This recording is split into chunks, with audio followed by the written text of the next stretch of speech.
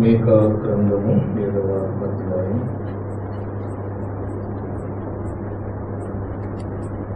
18వ వచనాన్ని మొదట చదువుకొని మరొక చోట మరొక భాగాన్ని చదువు. తన స్వాస్థ్యములో శేషించిన వారి దోషమును పరిహరించి వారు చేసిన అతిక్రమముల విషయమై వారిని క్షమించు దేవుడువైన నీతో సముడైన దేవుడు ఉన్నాడా? ఆయన కనికరము చూపుట యందు సంతోషించువాడు గనుక నిరంతరము కోపముంచడు. తర్వాత సమూయేలు మొదటి గ్రంథం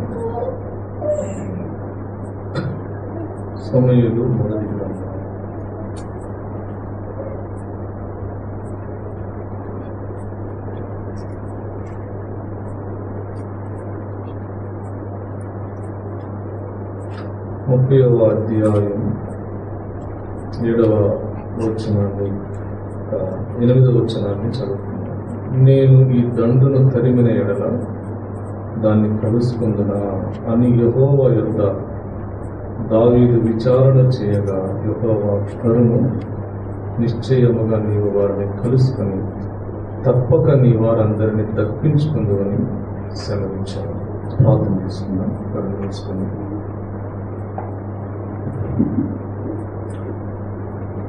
ప్రేమ కలిగిన తండ్రి, ఈ రాత్రి వేళ మీ ప్రజలైన మేము నీ మందిరంలో ప్రభువా నీ వాక్యాన్ని వినడానికై, నీ స్వరాన్ని వినుటకై మమ్మలను సమకూర్చారు. మీకు వందనాలు. ఆశతో ఆకలితో నీ మాటలు వినాలని చేరి వచ్చిన నీ ప్రజలందరినీ జ్ఞాపకం చేసుకోండి. ప్రతి ఒక్కరితో మీరు మాట్లాడండి.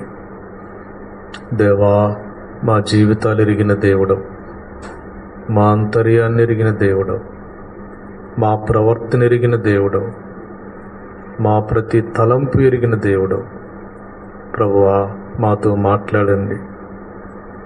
నాయనా, ఈ సమయం మా కొరకే దీవించండి. ప్రభువా, మీ స్వరాన్ని వినుటకై మా మనసులను హృదయాన్ని సిద్ధపరచండి. ప్రభువా, కరుణించమని ప్రార్థిస్తున్నాం. మీ నామానికి మహిమ, అపవాదికి అపజయం కలుగు చేయమని, ఈ భయంకరమైన దినాల్లో ఉన్న మమ్మల్ని ఆదుకోమని మీ కృపాస్తాల్లో పెట్టుకోండి. యేసుక్రీస్తు వారి పరిశుద్ధ నామంలో ప్రార్థించి వేడుకుంటున్నాం తండ్రి. ఆమేన్. ప్రియులారా, ప్రభు అయిన యేసుక్రీస్తునందు విశ్వాసం ఉంచి పరలోకానికి సిద్ధపడుతున్న మనలను దేవుడు ఎంతో ప్రేమించి తన మాటల ద్వారా మనల్ని ఎంతో బలపరుస్తున్నాడు, మనకి సహాయం చేస్తున్నాడు. దేవుని యొక్క ప్రశస్తమైన వాగ్దానాలు, దేవుని యొక్క నోటి మాటలు మన జీవితాలను కడుతూ ఉన్నాయి. దేవుని వాక్యం లేకపోతే మనం కట్టబడలేం. సగం కట్టబడిన ఇల్లు ఎట్లాగైతే అసంపూర్ణంగా ఉంటుందో, వాక్యం లేకపోతే మన జీవితాలు కూడా సగం కట్టబడిన ఇల్లులాగా అవుతాయి. కాబట్టి దేవుడు తన మాటల చేత మనల్ని బలపరుస్తున్నాడు. ఏమని? ఈ రాత్రి ఒక మాట మనం చదువుకున్నాం. మీకా 7:18లో ఒక చిన్న మాట ఈ రాత్రి, ఆయన కనికరము చూపుట యందు సంతోషించువాడు అనే మాట. దేవుడు కనికరం చూపుట యందు సంతోషించువాడు అంటే ఏ విషయంలో కనికరపడుతున్నాడు దేవుడు? ఎందుకు కనికరపడుతున్నాడు దేవుడు అంటే, మీరు ప్రాముఖ్యంగా ఒక విషయాన్ని గుర్తుపెట్టుకోండి. దేవుడు మన ఆత్మీయ జీవితాలు కట్టబడడానికి మన మీద కనికరపడుతున్నాడు. ఆయన కనికరించుటయందు సంతోషించువాడు అంటే ఆయన తన కనికరాన్ని మనుషులందరి మీద చూపిస్తున్నాడు.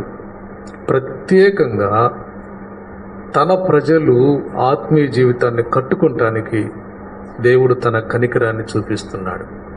అలాగున కనికరము చూపించుటయందు ఆయన సంతోషిస్తున్నాడు అని బైబిల్ గ్రంథం అంతా సాక్ష్యమిస్తుంది. దేవుడు తన ప్రజల పట్ల కనికరం చూపిస్తున్నాడని మనం పడిపోకుండా, ఒకవేళ పడిపోకుండా కనికరం చూపిస్తున్నాడు.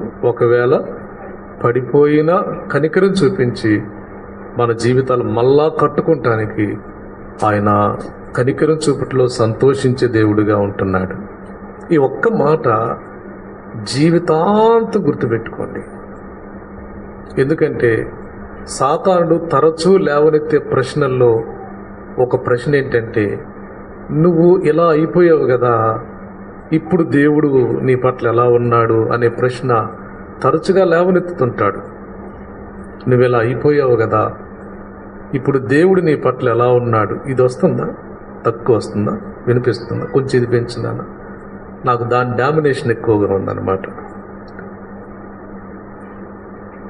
ఇప్పుడు కాబట్టి సాతానుడు విశ్వాసి యొక్క హృదయములో అనుమానాలు రేకెత్తించడం, విశ్వాసి యొక్క హృదయములో ఒక రకమైన గలిబిలి కలిగించడం అనేది సాధారణం. అసలు ఒక మాట చెప్తా వినండి. ఎక్కువ మంది విశ్వాసులకు వచ్చే ప్రశ్న ఏంటో చెప్పనా? నేను రక్షించబడ్డానా అనే ప్రశ్న.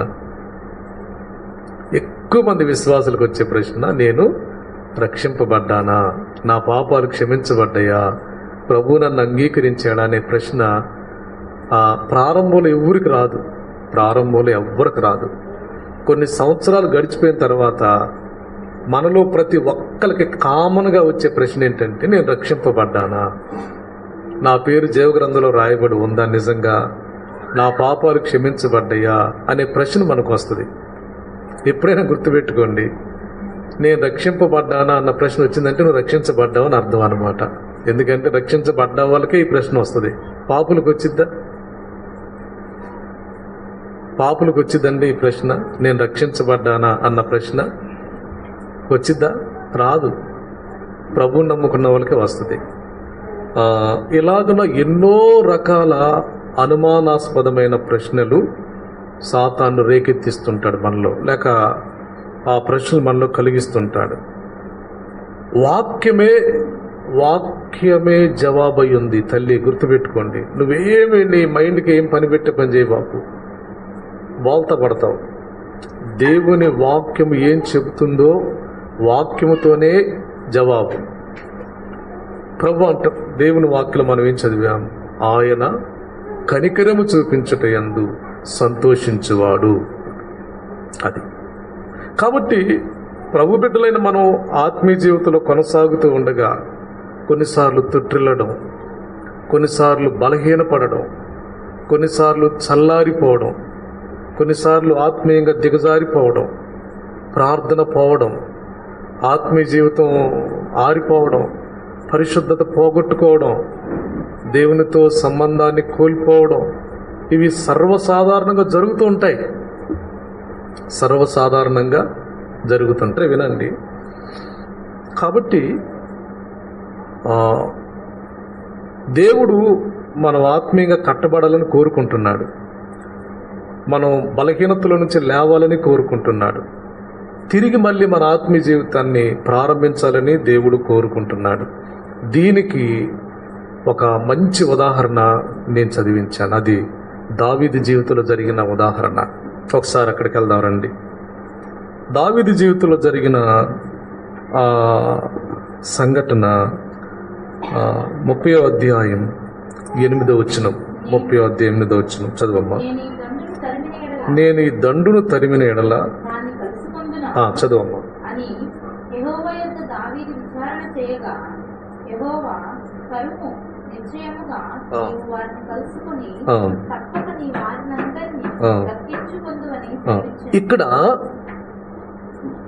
ఇక్కడ ఆత్మీయంగా నష్టపోయిన స్థితిలో ఉన్న దావీదు దేవుణ్ణి అడుగుతున్నాడు. ఆత్మీయంగా నష్టపోయాడు దావీదు. నష్టపోయిన స్థితిలో ఉండి దేవుణ్ణి అడుగుతున్నాడు, దేవా, నేను మళ్ళీ కోల్పోయిన దానిని పొందుకోగలనా?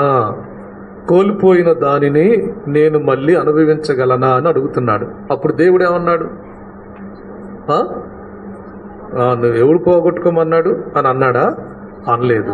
నిశ్చయముగా నీవు దక్కించుకుంటావు అన్నాడు. కాబట్టి దేవుడు ఓడిపోయిన తన పిల్లల పట్ల, పడిపోయిన తన పిల్లల పట్ల, ఇంకా ఒక మాట ముందుకేసి పాపం చేసిన తన పిల్లల పట్ల, తెలుసో తెలియకో ఉద్రేకంతోనో శరీరం పనిచేసో మానసికంగా బలహీన పడిపోయో తప్పిపోయో ఏదో ఒక రకంగా పడిపోయి ఆత్మీయ జీవితాన్ని కోల్పోయిన తన ప్రజల పట్ల దేవుడు కలిగి ఉన్న సంకల్పం ఏంటి?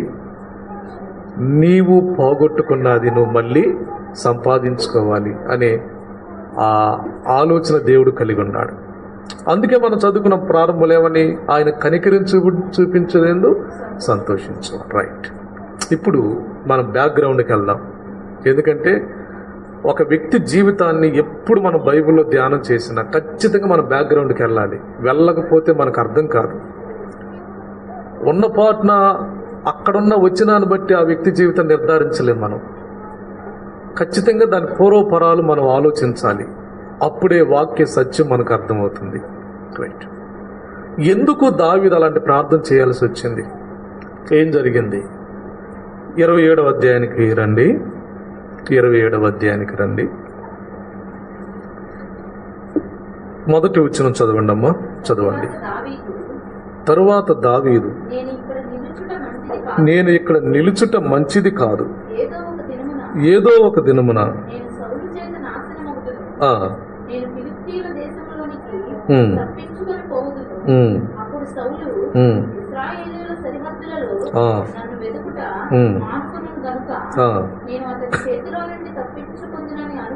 అనుకుని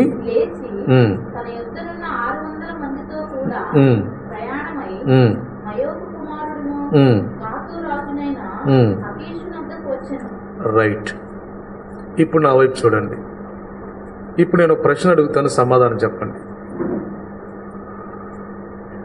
2 వచనాలు చదివాం మనం. ఇక్కడ దావీదు దేని చేత నడిపించబడుతున్నాడు చెప్పగలరా? దావీదు దేని చేత నడిపించబడుతున్నాడు ఇక్కడ? చెప్పాలండి. దావీదు దేని చేత నడిపించబడుతున్నాడు? క్లియర్గా ఉంది కదా అక్కడ అమ్మ. తన సొంత ఆలోచన. ఇంకా చెప్పండి, చెప్పండి. చావు భయం, పర్లేదు చెప్పండి. చావు భయము, సొంత ఆలోచన, ఇంకా మీరు చెప్పేవన్నీ కరెక్టే.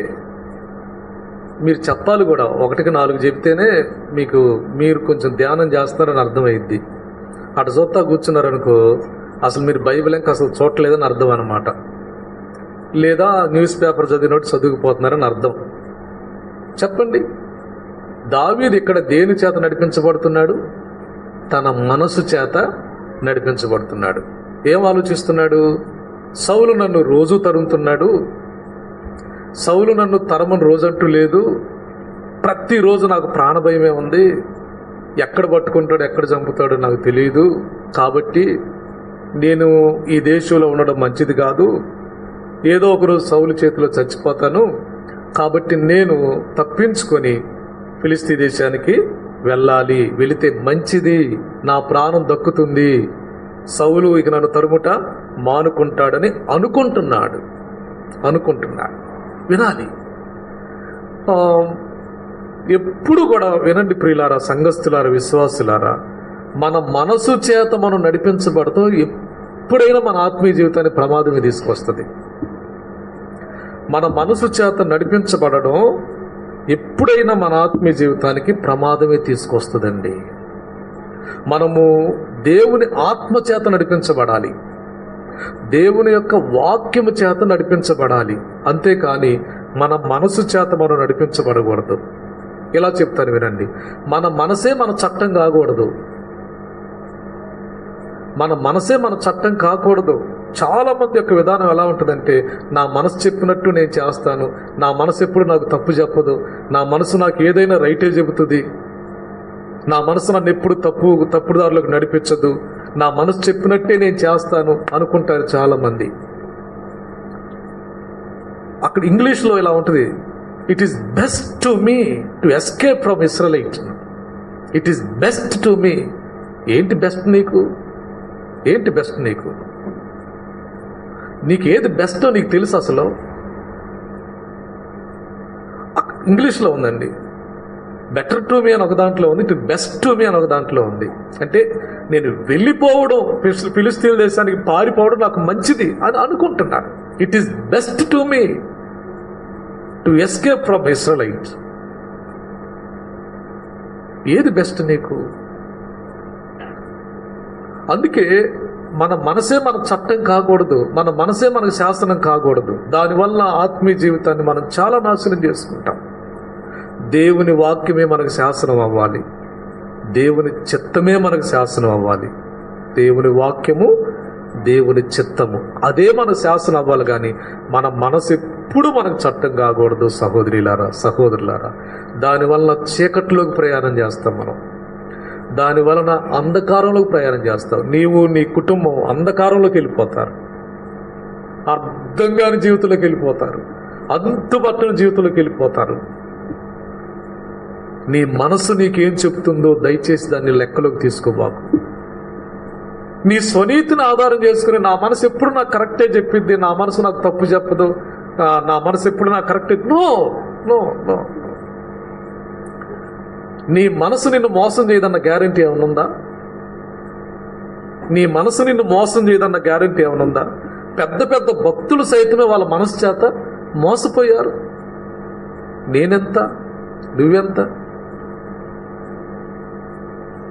దేవుని వాక్యమే మనకి శాసనం, దేవుని చిత్తమే మనకి శాసనం. కాబట్టి దావీదు నష్టపోవడానికి మొట్టమొదట అసలు ఆ పునాది ఏంటంటే మనసు చేత నడిపించబడడం.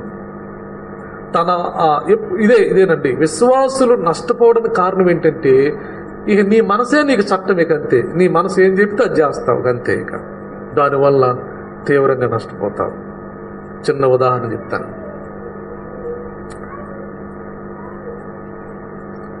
రెబెకాకు గర్భంలో 2 కమల పిల్లలు ఉన్నప్పుడు బహుగా బాధపడి దేవుని దగ్గరికి వెళ్ళి ప్రార్థన చేసింది. ప్రార్థన చేస్తే దేవుడు ఏం చెప్పాడు? నీ గర్భములో 2 జనపదాలు ఉన్నాయి, ఇద్దరు కొడుకులేను, పెద్దవాడు చిన్నవాడికి దాసుడు అవుతాడు, చిన్నవాడిని నేను ఆశీర్వదిస్తానని దేవుడు చెప్పాడు. ఎవరు చెప్పింది? దేవుడు చెప్పాడు. ఆ మాట ఎవరు విన్నారు? శారానా? రెబెకా? Right, Rebecca. యాకోబు విన్నాడా? ఏమన్నారు? వాళ్ళు కడుపులో ఉన్నారు, వాళ్ళకి తెలియదు ఆ సంగతి, ఒక్క రెబెకాకే తెలుసు. సరే, వాళ్ళు పుట్టారు, పెరిగారు, పెద్దోళ్ళు అయిపోయారు. ఏసేమేమో అడుగులోకి పోయి వేటాడేవాడు అయ్యాడు, యాకోబేమో సాధువు ఇంటి దగ్గర గుడారంలో ఉండేవాడు అయ్యాడు. వాళ్ళు పెద్ద అయిన తర్వాత మరి ఇస్సాకు వృద్ధుడైపోయిన తర్వాత, నాయన నాకు మాంసం తినాలనిపిస్తుంది, అడవులోకి వెళ్ళి మాంసం తీసుకురా, తిని నేను నిన్ను ఆశీర్వదిస్తాను అన్నాడు. ఏసావు పోయాడు. ఏసావు పోయిన తర్వాత రెబెకా ఏం చేసింది? చిన్న కొడుకు యాకోబుని పిలిచి, నాయన నీకు సంగతి తెలుసా? అంటే ఎప్పుడో చెప్తూ ఉంటుంది లేవని, మీరు అన్నయ్య నువ్వు కడుపులో ఉన్నప్పుడు దేవుడు నాకు ఆ మాట చెప్పాడు రా, నువ్వు ఆశీర్వదించబడతావురా, అన్నయ్య కంటే గొప్పోడు అవుతావురా, నువ్వు దేవుడు చెప్పాడు రా అంది. అంతవరకు బాగానే ఉంది, అది నిజమే. కానీ ఆ తర్వాత రెబెకా ఏం చేసిందంటే, ఓ పని చేయరా, అన్నయ్యని ఆశీర్వదిస్తాడంట మీ నాన్నగారు. లేదు, ఆ ఆశీర్వాదం నువ్వే పొందాలా, నువ్వు పని చేయి. అన్నయ్య అడుగుపోయాడు, అన్నయ్య వచ్చేలోపు నేను మాంసం సిద్ధపరుస్తా, అన్నయ్య స్వెటర్ ఉంది కదా, కోటు, అది వేసుకో, పోయి నా దగ్గరికి పో అంది. అప్పుడు యాకోబు డౌట్ వ్యక్తం చేశాడు, అమ్మా ఒక్కవేళ కానీ నాన్న నన్ను గుర్తుపట్టాడు అనుకో, నాకు ఆశీర్వాదం కాదు, జీవితాంతం శాపం వచ్చి పడిద్దమ్మా, నన్ను ఎందుకమ్మా అని అన్నాడు. అది ఏదన్నా వస్తే నేను చూసుకుంటలేరా అంది రెబెకా కదా. ఏసే వచ్చేలోపు గబగబా వంట చేసింది. యాకోబు వాళ్ళ అన్నయ్య డ్రెస్ వేసుకున్నాడు, ఏది సువాసన వచ్చే డ్రెస్ వేసుకున్నాడు, మాంసం తీసుకున్నాడు. డాడీ లే, అన్నం తెచ్చా తిను, భలే ఉంది అన్నాడు. అనగానే ఇస్సాకు ఏమన్నాడు, నీకు చెప్పి కాసేపు కూడా కావట్లేదు, ఇంత తొందరగా అన్నం చెడ్డ దొరికిందిరా అంటే ఏమన్నాడు, నీ దేవుడైనా యెహోవాయే దాన్ని నా ఎదుటికి రప్పించాడు అని అన్నాడు కదా. అనగానే సరే నాన్న ఒకసారి దగ్గర్రా అన్నాడు. దగ్గరకు వచ్చిన తర్వాత వాసన చూశాడు, ఏసా వస్త్రాలు, ఏసా వస్త్రాలు. ఏది నాన్న మళ్ళీ ఒకసారి నా నాన్న అని పిలువు అన్నాడు. నానా అనగలరే, ఇది యాకోబు గొంతులాగా ఉందిరా అన్నాడు. లేదు లేదు నాన్న, నేను ఈ పెద్ద కుమారుని వేసావని అన్నాడు.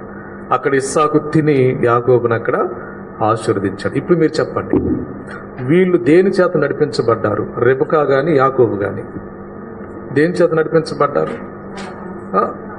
ఇవేమండి, దేవుడు ఆశీర్వదిస్తానన్న మాట 100% నిజమే. కానీ ఎలా ఆశీర్వదిస్తాడు, ఎప్పుడు ఆశీర్వదిస్తాడు అనేది అది దేవుని పరిధిలో ఉంది.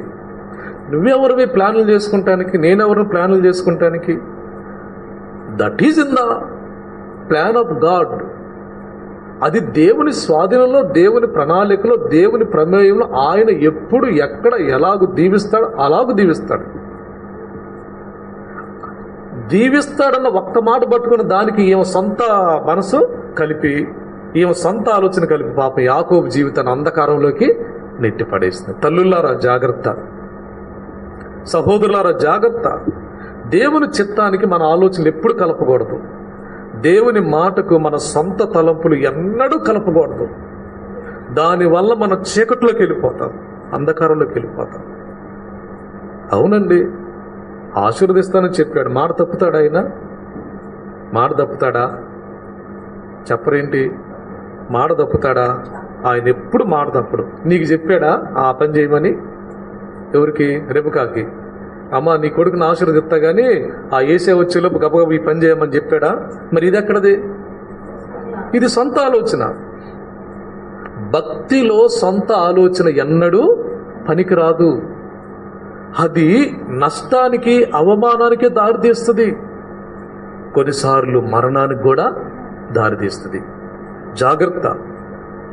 అరే తల్లి అమ్మ, ప్రభువును వెంబడించేటప్పుడు, ప్రభువుతో సహవాసం చేసేటప్పుడు, దేవుని పిల్లలను మనం ఎప్పుడు కూడా దేవుని మాటకు, దేవుని చిత్తానికి మన సొంత ఆలోచన ఎన్నడూ కలపకూడదు. చాలా భయంకరంగా నష్టపోతాం మనం. ఎందుకు నేను రెబెకా సంగతి ఎందుకు ఎత్తాను? విశ్వాసులు తమ మనసు చేత నడిపించబడకూడదు. మన మనసే మనకు శాసనం కాకూడదు, మన మనసే మనకు చట్టం కాకూడదు. దానివల్ల తీవ్రంగా నష్టపోతాం. జాగ్రత్త సహోదరులారా, సోదరులారా. నువ్వేది చేస్తే ఏది మంచిదో దేవుడికి తెలుసు, నువ్వేం చేయాలో దేవుడికి తెలుసు. సొంత ఆలోచనలు అన్నడు కలపకూడదు. దావీదు సొంత ఆలోచన చేస్తున్నాడు. దేనికి విరోధంగా? దేవుని చిత్తానికి విరోధంగా, దేవుని వాక్యానికి విరోధంగా సొంత ఆలోచన చేస్తున్నాడు కదా. అవును, ఇశ్రాయేలు దేశంలో ఉన్నప్పుడు దావీదును దేవుడు కాపాడలేదా? కాపాడబట్టే కదా 23వ కీర్తన రాశాడు. ఏమని? యెహోవా నా కాపరి, నాకు లేమి కలగదు అని రాశాడుగా. రాశాడా లేదా? మరి యెహోవా నా కాపరి, నాకు లేమి కలగదు అని రాసినాడు. ఇప్పుడేం చేస్తున్నాడు? నేను ఇక్కడ ఉంటాం మంచిది కాదు, పారిపోతే ప్రాణమైనా దక్కిద్ది అనుకున్నాడు. చూసారా? అంటే తాను రాసిన దానికి తానే భిన్నంగా ప్రవర్తిస్తున్నాడు కదా. తాను వ్యక్తపరిచిన విశ్వాసానికి తానే భిన్నంగా ప్రవర్తిస్తున్నాడు. తాను రాసిన దానికి తానే భిన్నంగా ప్రవర్తిస్తున్నాడు దావీదు. మొత్తానికి వెళ్ళిపోయాడు. సరే, అక్కడ కొన్ని సంఘటనలు జరిగిన తర్వాత ఏం జరిగింది? ఇప్పుడు 30వ అధ్యాయానికి రండి. 30వ అధ్యాయానికి రండి. చదవండి. 30వ అధ్యాయం మొదటి వచనం నుండి. అమ్మా చదువమ్మా, చదువురా. మూడవ దినమందు సిక్లాగునకు వచ్చిరి. అంతలో అమాలేకీయుల దండెత్తి దక్షిణ దేశం మీదను సిక్లాగు మీదను పడి కొట్టి దానికి తగులబెట్టి గనులనేమి అల్పులనేమి అందులోనున్న ఆడువారినందరినీ చెరపట్టుకొని చంపక వారిని తీసుకుని వెళ్లిపోయి ఉండిరి. దావీదును అతని జనులను పట్టణమునకు వచ్చి అది కాల్చబడి ఉండుటయు తమ భార్యలను కుమారులను కుమార్తెలను చెరలోనికి కొనిపోబడి ఉండుటయు చూచి ఇక ఏడ్చుటకు శక్తి లేకపోవునంత బిగ్గరగా ఏడ్చు. వినండి, దావీదు ఆకీషుతో కలిసి ఇశ్రాయేలు మీద యుద్ధం చేయడానికి 3 రోజులు ప్రయాణం చేసి వెళ్ళాడు. అక్కడ వాళ్ళు వద్దన్నప్పుడు మళ్ళీ తిరిగి 3 రోజులు ప్రయాణం చేసి వచ్చారు. వచ్చేసరికి ఏం జరిగింది?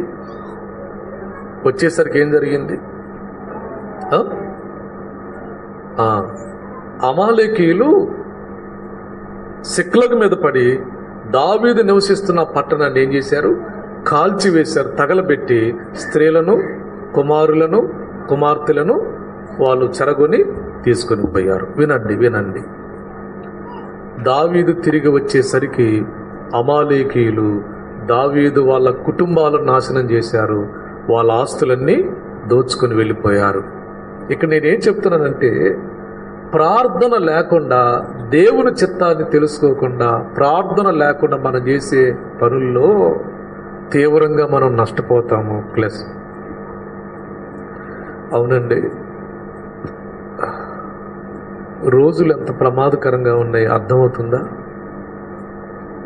రోజులు ఎంత ప్రమాదకరంగా ఉన్నాయి అర్థమవుతుందా అంటున్నా. మరి నేను తెలుగులోనే అడిగా, మీకు అర్థమైంది లేదు, మీ నుంచి నాకు జవాబు రాలా. రోజులు ప్రమాదకరంగా ఉన్నాయి అర్థమవుతుందా? మరి అర్థమైనప్పుడు మీరు ప్రార్థన చేస్తున్నారా? అమాలేకీయులు దావీదు వాళ్ళ మీద గురిపెట్టాడు. అమాలేకీయులు దావీదు నివసిస్తున్న కుటుంబాల మీద గురిపెట్టాడు, వాళ్ళ ఆస్తుల మీద గురిపెట్టాడు. వినండమ్మా, గుర్తుపెట్టుకోండి, వ్యక్తిగత జీవితాన్ని పాడు చేయడం, కుటుంబాలను పాడు చేయడం కదా, దేవుని బిడ్డల జీవితాలు పాడు చేయడం శత్రువు యొక్క పని. మనల్ని, మన కుటుంబాలను పాడు చేయటానికి సాతానుడు అనేక విధాలుగా పూనుకున్నాడు. ప్రార్థన, దావీదు ప్రార్థన చేయకుండా, విశ్వాసి దావీదు ప్రార్థన చేయకుండా ఏదో తన మైండ్లో వచ్చిన ఆలోచన బట్టి అక్కడికి వెళ్ళిపోయి అన్నీ పోగొట్టుకున్నాడు.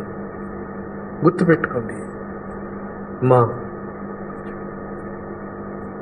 గద్ద పిల్లలను తన్నుకుపోయినట్టుగా, కోడి పిల్లల్ని, మన పిల్లల్ని తన్నుకుపోవడానికి సాతానుడు చూస్తున్నాడు. ఏ వయసులో చెప్పరే? చిన్న వయసులోనే. ఎట్లా మీరు చెప్పండి. అన్నం తినాలంటే ఏమి ఇవ్వాలి వాళ్ళకి? వాళ్ళు ఏమైనా తినాలంటే ఏమి ఇవ్వాలి వాళ్ళకి? నువ్వు నేను ఎట్ట బతికాం ఆ రోజుల్లో? మనకేమిచ్చి అన్నం పెట్టారమ్మా? ఏం చూపించి అన్నం పెట్టారు మనకి? అయినా మనం బతకలేదా? మనం పెరగలేదా? మనకు ఆరోగ్యం రాలేదా? కానీ ఇప్పుడు పిల్లలకి ఫోన్ ఇస్తేనే అన్నం తింటారు, ఫోన్ ఇస్తేనే పాలు తాగుతారు కదా, ఫోన్ ఇస్తేనే లేకపోతే గొక్క పెట్టి ఎడుతున్నారు అనమాట. అంటే సాతానుడు ఏ వయసులో తన్నుకుపోతున్నాడు? చాలా చిన్న వయసులోనే. ఏమండి, ఎంత వయసు వచ్చిందో రాలేదో, ఇంత చిన్న వయసు వచ్చిందో రాలేదో తన్నుకుపోతున్నాడు సాతానుడు. మన పిల్లల్ని గద్ద కోడి పిల్లలు తన్నుకుపోయినట్టుగా తన్నుకుపోవటానికి సాతాను చూస్తున్నాడు. అలాగే మన కుటుంబాల్ని నాశనం చేయడానికి సాతాను చూస్తున్నాడు. చిన్న పెద్ద సమస్యలే ఉండవండి, ఓ చిన్న అనుమానం పెట్టి, ఓ చిన్న మాట, ఓ చిన్న విషయం పెట్టి భార్యాభర్తలు ఇద్దరి మధ్య సంబంధం లేకుండా చేస్తున్నాడు, సఖ్యత లేకుండా చేస్తున్నాడు, ప్రేమ లేకుండా చేస్తున్నాడు, ఐక్యత లేకుండా చేస్తున్నాడు, ఇద్దరి మధ్య అనురాగం లేకుండా చేస్తున్నాడు.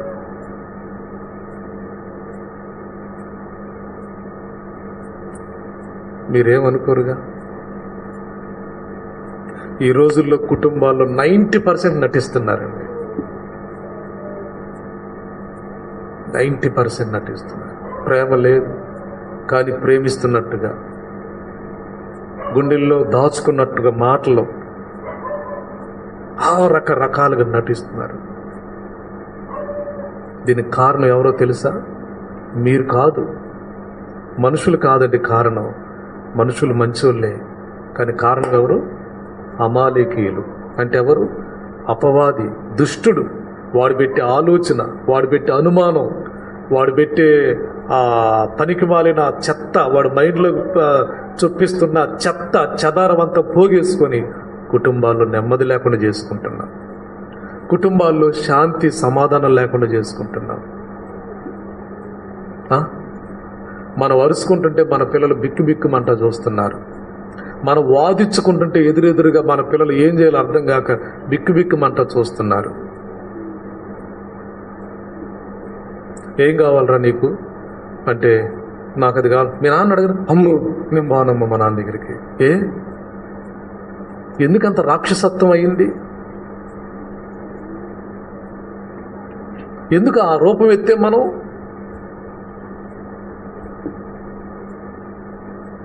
ఎందుకండి దేవుని పిల్లల కుటుంబాల్లో సమాధానం లేదు. కుటుంబాలు ఎంత అసలు కుటుంబాల రూపంలో కనపట్టలేదు. ఆ స్ట్రక్చర్, ఫ్యామిలీ స్ట్రక్చర్ అనేది దేవుడు ఎంత అందంగా దిద్దాలనుకున్నాడు కుటుంబాన్ని. అసలు మన ఫ్యామిలీస్లో ఆ స్ట్రక్చర్ అనేది కనపట్టలేదు. ఏదో పేరుకేనండి, భార్య భర్త పిల్లలు, ఇదేదో ఒక పేరు అంతే, ఓ పేరు కోసమే. ఎందుకు ఈ పరిస్థితి? ఇది అపవాది పెడుతున్న ఆలోచన. వాడు చాలా సునాయాసంగా కుటుంబాలు పాడు చేయడానికి, చాలా సునాయాసంగా మన పిల్లలను ధ్వంసం చేయడానికి, చాలా సునాయాసంగా మన జీవితాలను పాడు చేయడానికి సాతానుడు ఎంతో కంకణ కట్టుకుని పనిచేస్తున్నాడు. అపవాదికి ఎంత అవకాశం దొరకడానికి కారణం ఏంటి? సాతానుకు ఎంత అవకాశం దొరకడానికి కారణం ఏంటండి? Lack of prayer.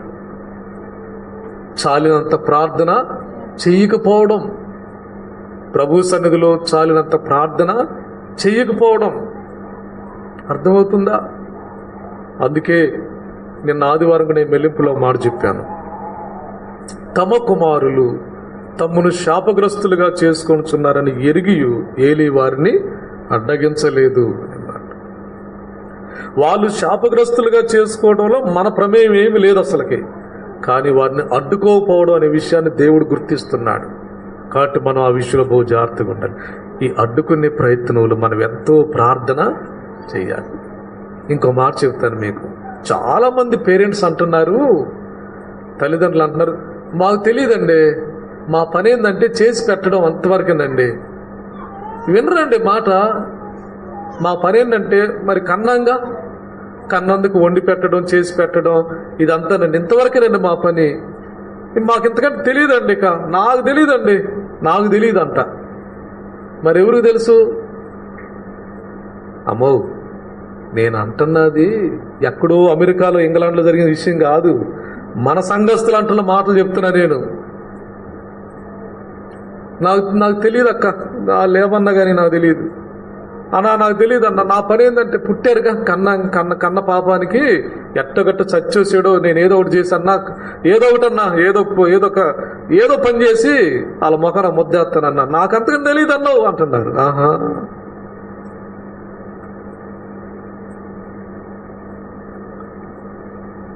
ప్రార్థన చేయండి. మీ కుటుంబాల కోసం కన్నీరు కార్చండి, మీ పిల్లల కోసం కన్నీరు కార్చండి. మీ కుటుంబాల కోసం కన్నీరు కార్చండి, కన్నీళ్లతో ప్రార్థన చేయండి. ప్రార్థన చేయకుండా గడిపిన దావీదు కోల్పోయాడు, నష్టపోయాడు, కోల్పోయాడు, నష్టపోయాడు. రండి ముందుకెళ్దాం. అప్పుడు వాళ్ళు ఏం చేశారంటే 600 మంది రాళ్ళు తీసుకున్నారు, దావీదుని చంపుదాం, ఇంకా ఈ దావీదు మూలనే మనకింత నష్టం వచ్చి పడింది అనుకొని వాళ్ళందరూ రాళ్ళు తీసుకుంటే అప్పుడు దావీదు ఏం చేశాడు? 6వ వచనం, దావీదు తన దేవుడైన యెహోవాను బట్టి 6వ వచనం స్టార్టింగ్ నుంచి చదువుతున్నావా? దావీదు దావీదు మిక్కిలి దుఃఖపడెను, మరియు తమ తమ కుమారులను బట్టి కుమార్తెలను బట్టి జనులకందరికి ప్రాణము విసిగినందున రాళ్ళు రువి దావీదును చంపుదము రండని వారు చెప్పుకొనగా దావీదు తన దేవుడైన యెహోవాను బట్టి ఆగండి. నేను ఒక మాట చెప్తా వినండి.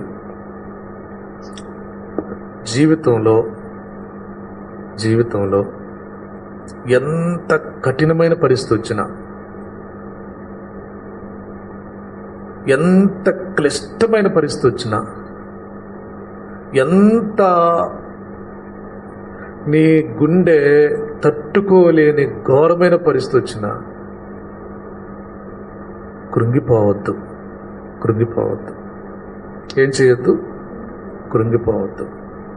సామెతలు 24:10.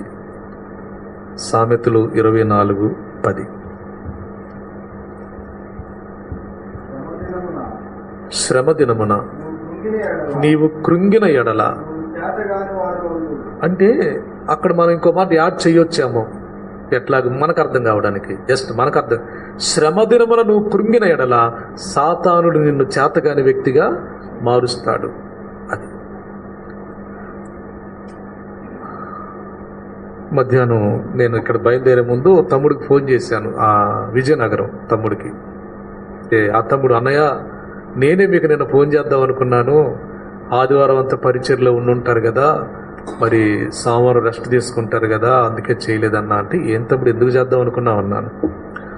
ఆరోగ్యం బాగాలేదన్నా, మెదడులోకి నొప్పి వచ్చేస్తుంది, భయంకరంగా తలపోటు వచ్చిందన్నా అన్నాడు. ఒక 4-5-6 నెలల క్రితం వచ్చింది అదే నొప్పి, మళ్ళీ ఇప్పుడు వస్తుందన్నా, బాగా తట్టుకోలేకపోయినన్నా అన్నాడు. వెంటనే అన్నాను నేను, తమ్ముడు ఏమన్నా ఆలోచన చేస్తున్నావా అన్నా. అవునన్నా ఆలోచన చేస్తున్నానన్నా అన్నాడు. ఏం జరిగిందంటే వాళ్ళిద్దరూ ఫ్రెండ్స్ ఇద్దరు కలిసి ఒక చిన్న బిజినెస్ స్టార్ట్ చేశారు. ఆ బిజినెస్లో ₹1,00,000 అతని పెట్టుబడి పెడితే అతను ఎత్తేసాడు, ఎగ్గొట్టేశాడు. ఆ తర్వాత ఇక నువ్వు నాకు ఇవ్వలేదని చెప్పేసి ఇది చేశాడు అనమాట. సో ఇప్పుడు దానివల్ల ఆ ₹1,00,000 డబ్బులు ఇతను పాపం ఎక్కడెక్కడో తెచ్చి బ్యాంకులో కట్టుకుంటున్నాడు, ఈఎంఐ ఆ రూపంలో కట్టుకుంటాడు అనమాట. దానివల్ల ఒక భయంకరమైన పాపం డిప్రెషన్లోకి వెళ్ళిపోయాడు. ఇతనికి వచ్చే జీతం ఎంత? 12,000 వస్తాయి అంతే, 13,000 12,000 వస్తాయి అంతే. ఆ మార్కెటింగ్ ఎగ్జిక్యూటివ్గా చేస్తాడు, 12,000-13,000 వస్తాయి. ఇప్పుడు నెలకి 10,000 కట్టాల్సిన పరిస్థితి, వచ్చేది 12,000. మరి భార్య, పిల్లలు, కుటుంబం, ఇతని బండికి కావలసిన డబ్బులు, ఇవన్నీ బాగా డిప్రెషన్లోకి వెళ్ళిపోయాడు. అప్పుడు నేను విజయనగరం వెళ్ళినప్పుడు వాక్యం చెబుతూ ఈ మాట చెప్పాను.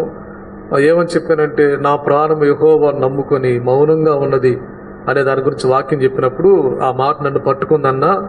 అవును, మౌనంగా ఉండడం ఎంతో మంచిది అని తాను ఎంతో బలపడ్డాడు, నాతో మాట్లాడాడు, వాళ్ళ భార్యతో పంచుకున్నాడు. ఈరోజు ప్రభు మనతో మాట్లాడాడు కదా, మనం దాని గురించి ఆలోచన చేయొద్దని తీర్మానం చేసుకున్నారు. అంతా బాగానే ఉంది. వెళ్ళినప్పుడల్లా చెప్తున్నా, నాకన్నా దేవుని దయ వల్ల నేను ఆ ఇదిలో నుంచి బయటపడ్డానన్నా, బాగానే ఉందని చెప్తున్నాడు. మరి ఎందుకు తమ్ముడా ఈ 5-6 నెలల తర్వాత మళ్ళీ ఇప్పుడేమైంది నీకు అని అంటే, ఆ షాప్గా టీ తాగుతా ఉంటే ఎవరో ఒకరు లేపాడంట. ఏమని? అవును తమ్ముడు రమేష్, అసలు ఆ నట్టట్టు వదిలిపెట్టా నువ్వు అన్నాడంట. అట్టట్ట వదిలిపెట్టా అనేసరికి అలా వదిలేనా, నాకు కదా అయిపోయింది దాని గురించి వద్దు, ఆలోచన వద్దు అని అంటే, నువ్వు బల్లెవాళ్ళలాగా ఏంది అంత వదిలేయడం అంటే చిన్న విషయమా ఏంది అని అన్నాడంట.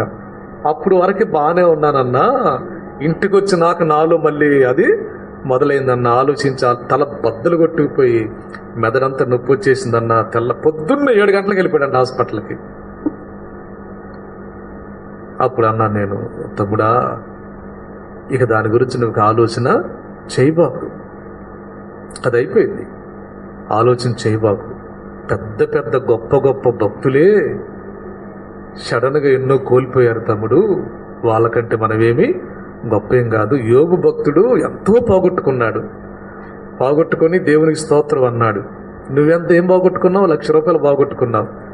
కట్టడానికి దేవునికి సహాయం చేస్తాడులే. మరి అమ్మాయి ఉంది, పిల్లలు ఉన్నారు, నీకేదన్నా అయితే మరి వాళ్ళ సంగతి ఏం తమ్ముడు? అంత తీవ్రంగా ఏం ఆలోచన చేయబాకు అని చెప్పాను. మీరు చెప్పండి, ఎక్కువగా మన రోగాలకు కారణం ఏంటంటారు? మన తలనొప్పులకి, మన కళ్ళు పీకుడికి, మన నీరసానికి, మన కళ్ళు తిరగటానికి, మన నొప్పులకి, మన బాధలన్నిటికీ ఎక్కువ కారణం ఏమై ఉండొచ్చు? ఆలోచన. అందుకే యేసుప్రభువారు అన్నారు, మీలో ఎవడు చింతించుట వలన తన ఎత్తు మోరెడు ఎక్కువ చేసుకుంటాడు. చెప్పండి ఏమండి? బాగా దిగులు పడితే ఒక మోర పెరిగేటట్టయితే అందరం కలిసి ఏడుద్దాం పట్టండి కాసేపు. బాగా దిగులు పడితే ఒక మోరడు పెరిగామనుకోండి పైకి ఎత్తు కదా. ఆ కత్తి రేపించుకుంటానికి పోయినప్పుడల్లా కత్తిరోడు అంటాడు, ఏమండి పాస్టర్ గారు మీరు చెబితే వినరండి అన్నాడు. ఏంటన్నా రంగేస్తానండి అంటాడు. ఎందుకయ్యా బాబు రంగు, నాకు ఇక వదిలేసి నాకు దాదాపు 50 సంవత్సరాలు దగ్గరికి వచ్చినాయి అని అంటే, కాదండి ఏందండి బలవల్లాగా ఉన్నారు, మీ జుట్టు బాగాదండి, మీ హెయిర్ స్టైల్ బాగాదండి, అందుకే చూడటానికి బాగాదు అసలుకి అంటే, ఏమయ్యా ఎట్టగట్టిట్టకి బతుకుతానంతే, చూడటానికి బాగున్నా బాగపోయినా. కాదండి ఏతానండి ఎప్పుడెల్లా అంటుంటాడు. వద్దు అంటుంటాను.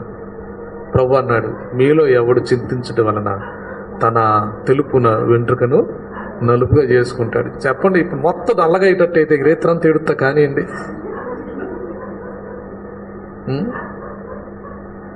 అవును, మనం చింతించి ఏం సాధిస్తాం? చింతించి ఏడ్చి దిగులు పడి బాధపడి ఏమి సాధిస్తాం? దేవుని బిడ్డలారా, ఎలాంటి క్లిష్ట పరిస్థితి అయినా, హృదయం పిండేసే పరిస్థితి అయినా, తట్టుకోలేని పరిస్థితి అయినా, భరించలేని పరిస్థితి అయినా, ఏమండి మనం చావాలనుకోవడం కానీ, ఇంకెందుకులే ఈ జీవితాన్ని ముగించేద్దాం అనుకోవడం కానీ, లేదటన్నా వెళ్ళిపోదాం అనుకోవడం కానీ, ఇంక లేకపోతే ఇంకేవేవో ఆలోచనలు చేయడం అనేది కానీ ఎన్నడూ ప్రభు బిడ్డలను మనం ఎన్నడూ చేయకూడదు. దావీదు తన దేవుడైన యెహోవాను బట్టి ధైర్యం తెచ్చుకున్నాడు. ఇది మనం చేయాల్సింది. దావీదు తన దేవుడైన యెహోవాను బట్టి ధైర్యం తెచ్చుకున్నాడు. అది కృంగిపోవడానికి బదులుగా ధైర్యం తెచ్చుకోవాలి. మనం బాధపడటానికి బదులుగా మనం ధైర్యం తెచ్చుకోవాలి. అది మనం నేర్చుకోవాలి. దావీదు చేసిన పని ఏంటి? యెహోవాను బట్టి ధైర్యం తెచ్చుకున్నాడు. అది అంటే మన యొక్క నష్టాన్ని, లేక మనం ఎదుర్కొంటున్న ఆ ఒత్తిడిని, మనం ఎదుర్కొంటున్న ఆ తీవ్రతను, మనం ఎదుర్కొంటున్న ఆ మనోవేదనను దేవుడు అర్థం చేసుకున్నంతగా ఇంకెవ్వరూ అర్థం చేసుకోలేరు. అది దేవునికి అర్థమైనంతగా ఇంకెవరికి అర్థం కాదు. అందుకని మనం యెహోవాను బట్టి ధైర్యం తెచ్చుకోవాలి. అది దావీదు తన దేవుడైన యెహోవాను బట్టి ధైర్యం తెచ్చుకున్నవాడు ఏం చేస్తున్నాడు? 8వ వచనం ఇప్పుడు మళ్ళీ చదువుదాం. నేను ఈ దండును తరిమిన ఎడల దాన్ని కలుసుకుందునా అని యెహోవా యొద్ద విచారణ చేయగా, యెహోవా తరుము, నిశ్చయముగా నీవు వారిని కలుసుకొని. చూడండి, మనం దేవుని బట్టి ధైర్యం తెచ్చుకొని ఊరకనే ఉండకూడదు. మళ్ళీ దేవుని బట్టి ధైర్యం తెచ్చుకొని మనం మౌనంగా ఉండకూడదు. ఏం చేయాలి? దేవుణ్ణి అడగడం నేర్చుకోవాలి. దేవుని దగ్గర మొర్ర పెట్టడం నేర్చుకోవాలి. కన్నీరు కార్చడం నేర్చుకోవాలి. చూడండి, దేవుడే ఉన్నాడు లెక్క, దేవుడే చూసుకుంటాను, నువ్వేం చేయలేదనుకో ఏం ఉపయోగం లేదు. కొంతమంది ఈ బద్ధకస్తులు ఉంటారుగా, ప్రార్థన చేయటం బద్ధకస్తులు. వీళ్ళు ప్రార్థన చేయడానికి బదులుగా ఈ మాటలు చెబుతూ ఉంటారు. ఏమని? దేవుడు ఉన్నాడు లెక్క, ఏముంది, దేవుడు ఉన్నాడు, దేవుడు చూసుకుంటున్నాడు. నువ్వు మోకరించవా? ఎందుకక్క దేవుడే చూసుకుంటాడు అన్ని, దేవుడు ఉన్నాడుగా. అంటే ఈ బద్ధకస్తులనే మాటలు అనమాట. ఈ అర్థమవుతుందా? మనం దేవుని బట్టి ధైర్యం తెచ్చుకున్నాము అంటానికి క్రియారూపకంగా కనబడే సాక్ష్యం ఏది? ప్రార్థనే. నువ్వు దేవుడిని నమ్ముతున్నావు అంటానికి సాక్ష్యం ఏంటి? నీ మోకాళ్ళే కదా. అవును, నువ్వు దేవుని మీద ఆధారపడుతున్నావు, దేవుడు చూస్తున్నాడు, నేను ఏదైనా ఆయనకే చెప్పుకుంటాను, నా కన్నీరు ఆయనే తుడుస్తాడు, నా బాధ ఆయనకి అర్థమైంది, తప్పకుండా దేవుడు నాకు సహాయం చేస్తాడని నీ హృదయంలో ఉన్నదానికి యొక్క సాక్ష్యం ఏంటి? మోకాళ్ళే కదా. ఇది లేనప్పుడు నేను నమ్ముతున్నానంటే ఎలా నమ్మాలి చెప్పండి? కాబట్టి నమ్మేవాడు ఏం చేస్తాడు? మోకరిస్తాడు. ప్రభువుని బట్టి ధైర్యం తెచ్చుకున్నవాడు ఏం చేస్తాడు? అడుగుతాడు. ఏం చేయమంటావు ప్రభువా, నేను చాలా డిప్రెషన్లో ఉన్నాను, ఏం చేయమంటావు ప్రభువా, చాలా కన్నీటిలో ఉన్నాను, ఏం చేయమంటావు ప్రభువా, అడుగు ముందుకెళ్ళలేకపోతున్నాను, ఏం చేయమంటావు ప్రభువా, నా వల్ల కావట్లేదు, నేను మేనేజ్ చేసుకోలేకపోతున్నాను, నా మైండ్ బ్యాలెన్స్ అవ్వట్లేదు, అదుపు తప్పుతుంది నా మనసు, నాకు నిద్ర పట్టట్లేదు, నాకేం అర్థం కావట్లేదు, ఒక పని చేస్తున్నాను, ఒక మాట మాట్లాడుతున్నాను, నా మైండ్ బ్యాలెన్స్ అవ్వట్లేదు ప్రభువా, నేనేం చేస్తున్నా నాకు అర్థం కావట్లేదు, ఒకటి చేస్తున్నాను, చాలా డిప్రెషన్లోకి వెళ్ళిపోతున్నాను ప్రభువా. ప్రార్థన చేయి. నువ్వు ధైర్యం తెచ్చుకున్నావు అంటానికి రుజువే నీ ప్రార్థన. ప్రభువు మీద నువ్వు ఆనుకుంటున్నావు అంటానికి రుజువే నీ ప్రార్థన. మాటలు వద్దామా? దేవుడు ఉన్నాడు, దేవుడు సహాయం చేస్తాడు మాటలు చెప్తా కూర్చున్నావు అనుకో, ఆ నష్టం, ఆ ఊబి ఇంకెక్కువైద్ది, ఆ గొయ్యి ఇంకెక్కువైద్ది ప్రార్థన చేయకపోతే. చాలా ఆశ్చర్యం అన్నమాట. మన దేవుడు జవాబిచ్చే దేవుడు. విని ఊరకుండేవాడు కాదు, విని మౌనంగా ఉండేవాడు కాదు, జవాబిచ్చే దేవుడు. ఇప్పుడు చెప్పండి అమ్మా, ఆయన చెప్పండి కనికరం చూపుటయందు సంతోషించువాడు. ఇప్పుడు దావీదు అంటున్నాడు, దావీదు చాలా పోగొట్టుకున్నావు కదా, చాలా కోల్పోయావు కదా, తరుము, నువ్వు కోల్పోయిందంతా తెచ్చుకుంటావు, నువ్వు పోగొట్టుకున్నదంతా తెచ్చుకుంటావు అన్నారు. దావీదు వెళ్ళాడు, దావీదు పోగొట్టుకున్నదంతా మరలా తెచ్చుకుంటాను దేవుడు సహాయం చేసి. 18వ వచనం చూస్తారా? ఇలాగున దావీదు అమాలేకీయులు దోచుకొని పోయిన దాన్ని అంతటిని తిరిగి తెచ్చుకొనెను. 19వ వచనం, కుమారులేమి కుమార్తెలేమి దోపుడు సొమ్మేమి వారు ఎత్తుకొని పోయిన దాన్ని అంతటిలో కొద్దిదేమి గొప్పదేమి ఏది తక్కువ కాకుండా దావీదు సమస్తమును రక్షించును. అర్థమేంటి? దీని అర్థం ఏంటంటే మనం ఆత్మీయంగా కోల్పోయిన సమస్తాన్ని, ఆత్మీయంగా కోల్పోయిన ఆధ్యాత్మిక లక్షణాలు ఏమైనా కానివ్వండి, నువ్వు కన్నీరు విడువు, నువ్వు ప్రార్థన చేయి, నువ్వు కోల్పోయినది దేవుడు మళ్ళా తిరిగి నీకు ఇస్తాడు. ఏం కోల్పోయావు? ప్రార్థనా జీవితం కోల్పోయావా? ఏం కోల్పోయావు? దేవునిలో ఆసక్తిని కోల్పోయావా? ఏం కోల్పోయావు? పరిశుద్ధతను కోల్పోయావా? ఏం కోల్పోయావు? దేవునిలో నువ్వేం కోల్పోయావు? నువ్వు కోల్పోయిన దానివి, కోల్పోయిన వాడివి కోల్పోయినట్టే ఉండడానికి ఇష్టం లేదు. ఆయన కనికరం చూపుటయందు సంతోషించే దేవుడు గనక మన జీవితాన్ని కట్టుకోవటానికి దేవుడు మనకు సహాయం చేస్తాడు. మనం ఏం చేయాలి? కన్నీళ్లతో ఆయన దగ్గర ప్రార్థన చేయాలి. ఏం పోగొట్టుకున్నావో దాని విషయమై దేవుణ్ణి అడగాలి. ఏం పోగొట్టుకున్నావు దాని విషయమై దేవుని దగ్గర కన్నీరు విడవాలి. అర్థమైందా? ఏమోలే అన్నది, ఎప్పటికీ ఏదో చచ్చేదో పెట్టేదో మనకేం తెలుసు, ఇట్టగిట్ట కానీ ప్రస్తుతానికి అని అనుకున్నావు అనుకో, చాలా నష్టపోతావు. ఆ గొయ్యి ఎక్కువైపోద్ది, ఆ ఊబి ఎక్కువైపోద్ది. కొంతకాలానికి తమ్ముడా చీకట్లోకి వెళ్ళిపోతావు, కొంతకాలానికి అంధకారంలోకి వెళ్ళిపోతావు. ఇప్పుడన్నా కొద్ది గొప్ప నీకు అర్థమవుతుంది. నువ్వు మౌనంగా కూర్చుంటే నీకు ఏమీ అర్థం కాని స్థితిలోకి వెళ్ళిపోతావు, ఏమి అంతుపట్టిన స్థితిలోకి వెళ్ళిపోతావు. అప్పుడు ఏమంటావు తెలుసా? ఏది మోకరించి ప్రార్థన చేయంటే అసలు నాకు ఆ మనసు రావట్లేదన్నా అంటావు. ఏది 2 మాటలను ప్రేమ కలిగిన తండ్రి అను, అమ్మో నేను అన్నావు నాకు రావట్లేదు ఆ మాటలు అంటావు. ఏమైంది నీకు? ఇంతకుముందు ఆ మాట అన్నావు, నాకు ప్రణబుద్ధి కావట్లేదు అంటావు. దురాత్మలు ఆవరించినాయి.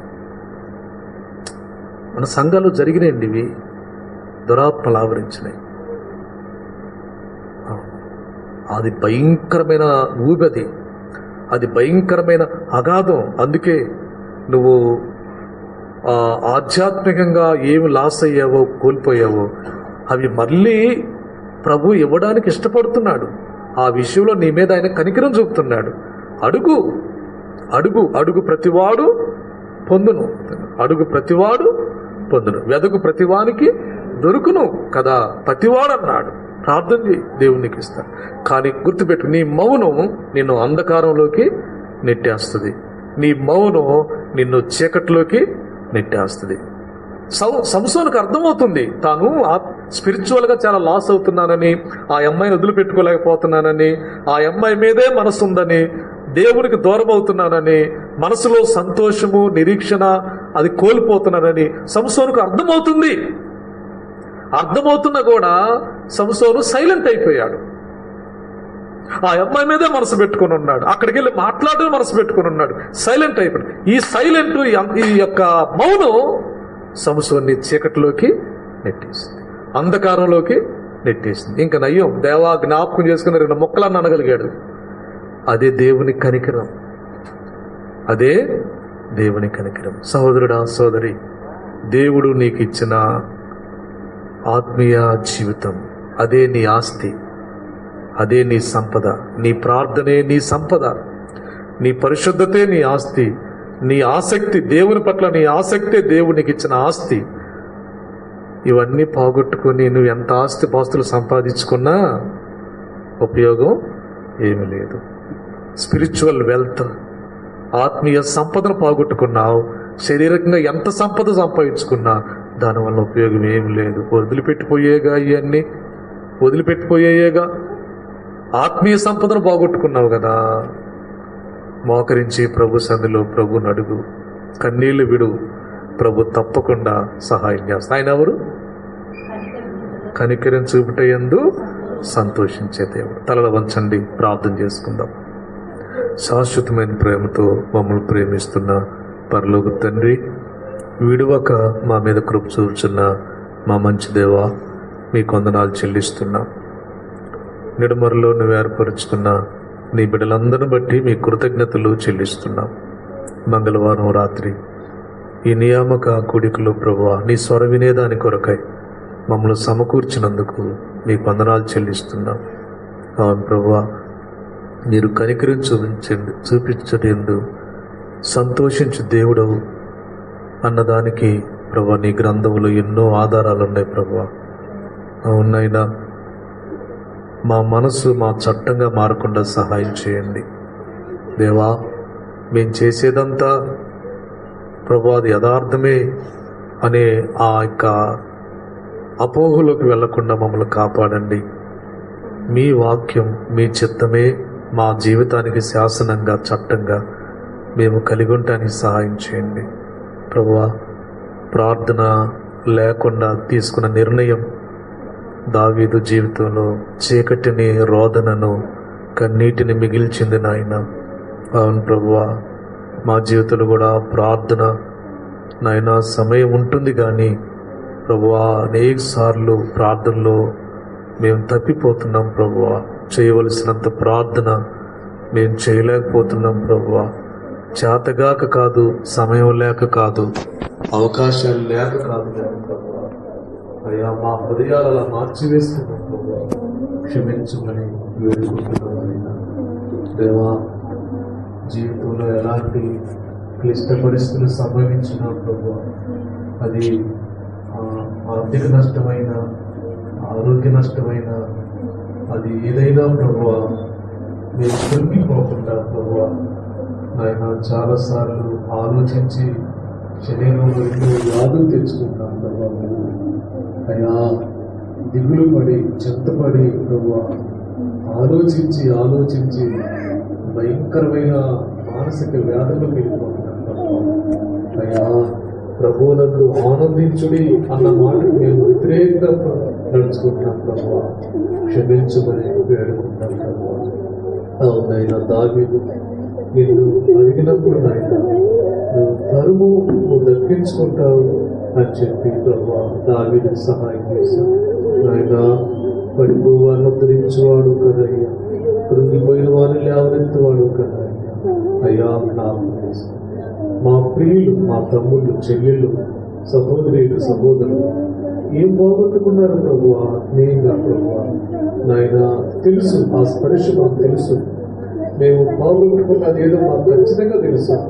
అయితే ప్రభు నాయన నువ్వు కృపణిస్తానంటున్నావు, కనికర పడుతున్నట్టున్నావు. ప్రార్థన చేసి తిరిగి మళ్ళా ప్రభు ఆ జీవితాన్ని ప్రారంభించడానికి మనం వేడుకుంటున్నాను నాయన. అయ్యా మేము అలాగే పడి ఉండడం మీకు ఇష్టం లేదు కదా ప్రభు. అయ్యా ఒక వ్యాధిగ్రస్తును చూసి వైద్యుడు దాటిపోలేడు కదా నాయన. నువ్వు ఆ వైద్యం చేసి బాగు చేస్తాడు కదా అయ్యా. నువ్వు మా పరమ వైద్యుడు అయ్యా. మేము అలా జబ్బుతో ఉండడం ఇష్టపడు నాయన. ఆత్మీయంగా ఆరోగ్యంగా ఉండాలని ఇష్టపడే దేవుడు ప్రభు సహాయం చేయండి. సంఘాన్ని ఆశీర్వదించండి. ఎంతమంది అనారోగ్యాలతో ఉన్నారు, ప్రతి బిడ్డను స్వస్థపరచు నాయన. ఎంతమంది ఆర్థిక ఇబ్బందులు ఉన్నారు, వారి అక్కర్లు తీర్చండి. చదువుకున్న పిల్లలకు సహాయం చేయండి, వారికి కావాల్సిన అక్కర్లు తీర్చండి. వారి రోజు ప్రయాణంలో తోడుగా ఉండండి. గర్భిణీ స్త్రీలకు మేలు చేయండి, సహాయం చేయమని ప్రార్థన చేస్తున్నాను. కుటుంబాల్లో ఇంకా రక్షణ పొందవలసిన వారు ఉన్నారు, వారు రక్షణ పొందడానికి ప్రభావం కార్యం చేయాలి. తండ్రి మరి పనులు చేసుకుంటూ ఉద్యోగాలు చేసుకున్న వీళ్ళందరికీ తోడుగా ఉండండి. వారి ప్రతి ప్రయత్నంలో సహాయం చేయండి. అన్ని విషయాల్లో ప్రభావ నిన్ను మహిమపరచడానికి మా జీవితాన్ని కొనసాగించడం సహాయం చేయండి. ఈ రాత్రి నిగట్లు తిరిగి ప్రభావ ఎవరు గృహాలకు వెళ్ళుచుండగా నాయన మీ సన్నిధి తోడగించమని మీ దయగల చేతులకు అందరూ పెట్టుకోండి. మీరు రాకడికై మమ్మల్ని సిద్ధపరచుకోండి. మా ప్రభు అయిన యేసు క్రీస్తు నామములో ప్రార్థించి వేడుకుంటున్నాము తండ్రి. ఆమేన్.